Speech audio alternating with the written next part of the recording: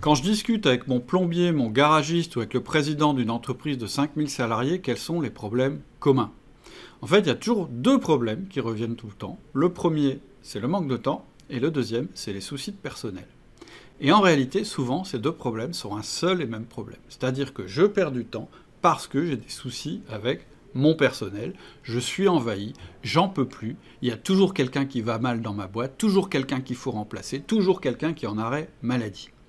Dans cette vidéo, je voudrais vous convaincre de passer du temps sur votre management pour passer moins de temps avec vos collaborateurs. On va faire un petit peu d'arithmétique. Alors arithmétique, c'est quand même pas extrêmement excitant, mais au moins ça permet de se remettre les idées en place. On va calculer combien de temps on doit passer dans notre année de manager pour éviter les problèmes de personnel. Et donc on va distinguer le temps dépensé et le temps investi. Le temps qu'on va consacrer au management, c'est du temps investi. Le temps qu'on va consacrer à régler des problèmes de personnel, c'est du temps dépensé et bien souvent, c'est du temps gâché. Je dis souvent, si vous ne consacrez pas de temps au management, si vous ne vous occupez pas du management, le management va s'occuper de vous. C'est-à-dire que si vous n'avez pas un système de management qui vous permet d'anticiper les problèmes vont vous rattraper. Qu'est-ce que ça veut dire? Ça veut dire que vous allez passer 3 heures à remonter le moral à un technicien qui vous fait une dépression nerveuse la veille de partir sur site parce que vous ne l'avez pas vu venir. Vous allez passer un temps fou à convaincre un de vos commerciaux de ne pas vous quitter parce que vous n'aurez pas réussi à détecter que cette condition de travail n'était plus adaptée. Vous allez passer un temps fou à faire revenir quelqu'un qui s'est mis en arrêt maladie parce qu'il ne supporte plus l'ambiance de travail dans le bureau, parce qu'il a un collègue qui lui pourrit la vie. Et je peux vous citer des milliers d'exemples comme ça, je sais que vous avez vos propres exemples. Parce que là, clairement, vous perdez votre temps parce que vous avez laissé la situation se dégrader, parce que vous êtes en mode réaction plutôt qu'en mode anticipation. Et tout ça, ça vous occupe peut-être la moitié de votre temps, et en plus, ça vous stresse parce que votre cerveau, lui, il n'est pas aux 35 heures, et que même rentré du boulot, ces problèmes de personnel continuent à vous tracasser. Et moi, je vais vous donner une baguette magique, enfin pas vraiment magique, je vais vous donner un conseil magique, c'est de consacrer 15% de votre temps au management. Et en faisant ça, vous allez éviter 90% des problèmes qui vous préoccupent aujourd'hui. Et c'est là qu'on va faire un peu d'arithmétique. On va imaginer que vous avez 8 collaborateurs. 8 collaborateurs, c'est le maximum que vous puissiez gérer en direct. J'ai déjà fait des vidéos là-dessus. Si vous voulez en savoir plus, vous recherchez sur notre chaîne YouTube une vidéo qui s'appelle « La taille idéale d'une équipe ». Et là, je vous explique pourquoi 8, c'est vraiment un maximum. Je parle de collaborateurs que vous avez en direct. Donc on imagine que vous avez 8 collaborateurs en direct. Avec ces 8 collaborateurs, vous allez mettre en place les 4 outils du manager dont je parle dans mon livre, qui est gratuit et que vous pourrez télécharger à la fin. Donc ces 4 outils, c'est quoi? C'est le 1 à 1, le feedback, la délégation, le coaching. Et maintenant, on va calculer combien ça vous coûte en temps dépensé de mettre en place ces outils. On commence par le 1 à 1, c'est celui qui prend le plus de temps sur l'année. Le 1 à 1, c'est une demi-heure par semaine avec chacun de vos collaborateurs. Ça paraît beaucoup quand j'en parle au début, parce que effectivement, si je prends 8 collaborateurs, ça fait 4 heures par semaine. 4 heures par semaine, c'est 10% de votre temps. Je pense que vous devez faire des semaines de 40 heures environ.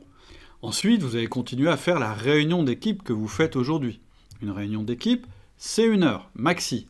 Ah, elle fait plus d'1 heure votre réunion d'équipe? C'est pas normal, c'est peut-être parce que vous ne faites pas de 1 à 1. Quand on fait des 1 à 1 et qu'on utilise les autres outils du manager, les réunions d'équipe, ça dure environ 1 heure. Donc, réunion d'équipe, 1 heure, 1 sur 40, ça fait 2,5%. On est à 12,5%. Ensuite, il y a le feedback. Le feedback, ça vous prend 0, parce que la plupart des feedbacks, vous les ferez au cours des 1 à 1 qu'on a déjà pris en compte. Et puis enfin, on a nos 2 autres outils, le coaching et la délégation. Donc le suivi du coaching et de la délégation se fait en 1 à 1, ça ne prend pas plus de temps. Par contre, la mise en place peut être un peu plus importante. Quand est-ce qu'on met en place un coaching ou une délégation? Lors du bilan, c'est-à-dire lors de l'entretien. Beaucoup d'entreprises font des entretiens de fin d'année 1 fois par an, comme leur nom l'indique. Moi, je conseille un peu plus, je vais aller jusqu'au maxi que je conseille, c'est un bilan par trimestre. Donc ça fait 4 bilans par an, et un bilan, ça prend 1 heure. Ça fait donc 4 heures par collaborateur par an, ça fait 32 heures. 32 heures, ça fait 4 jours. 4 jours sur 228 à peu près, ça fait 1,75% de votre temps. Donc si on récapitule, prendre du temps, investir du temps pour votre management, ça va vous prendre 10% de votre temps pour les 1 à 1, 2,5% de votre temps pour la réunion d'équipe et 1,75% de votre temps pour les bilans. C'est donc un maximum de moins de 15% par an si vous avez une équipe de 8 personnes. Et ben moi je trouve que 15% de votre temps pour justifier votre poste de manager, c'est pas beaucoup. En fait, ça va vous permettre de gagner du temps par anticipation, c'est-à-dire que ces 15% de temps investi, ils vont vous éviter de passer 50 à 60% de votre temps à gérer des problèmes que vous n'aurez pas vu arriver, parce que quand on voit quelqu'un toutes les semaines, il est impossible de ne pas sentir que quelque chose va mal, surtout si on l'écoute. Or, l'écouter, c'est le rôle du 1 à 1. Mais c'est pas tout. L'outil feedback vous permet aussi de corriger les choses au fur et à mesure, d'influencer le comportement de votre collaborateur dans le bon sens au fur et à mesure. C'est pour ça que cette fréquence est très importante et c'est pour ça qu'au final, elle vous fait gagner du temps. Et en plus, vous allez développer la délégation.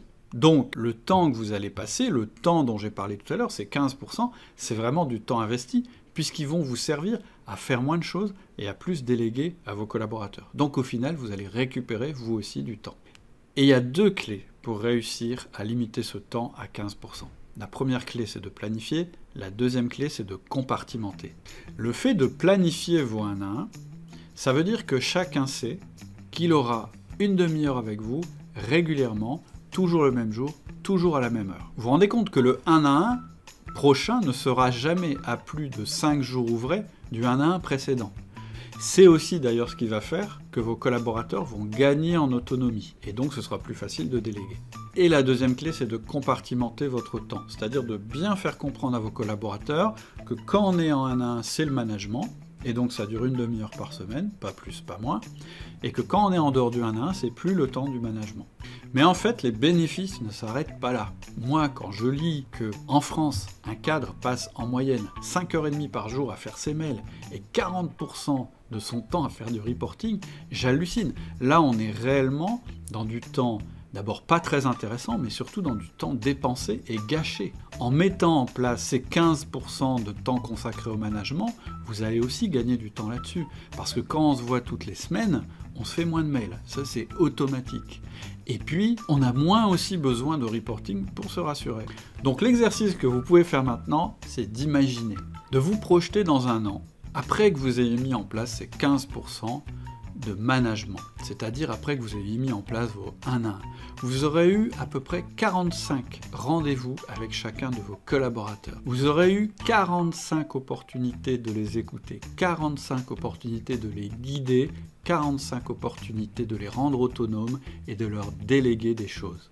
Et bien je peux vous dire que dans 1 an, votre équipe sera plus autonome, plus équilibrée et vous serez beaucoup plus serein. Parce qu'il est impossible que ces 45 1 à 1 n'aient pas eu d'effet sur vos collaborateurs. Est-ce que ça vous tente d'essayer? Si ça vous tente, je vous propose de lire mon livre. Là aussi, il faut y passer du temps, mais là c'est 30 minutes et c'est une fois dans votre vie.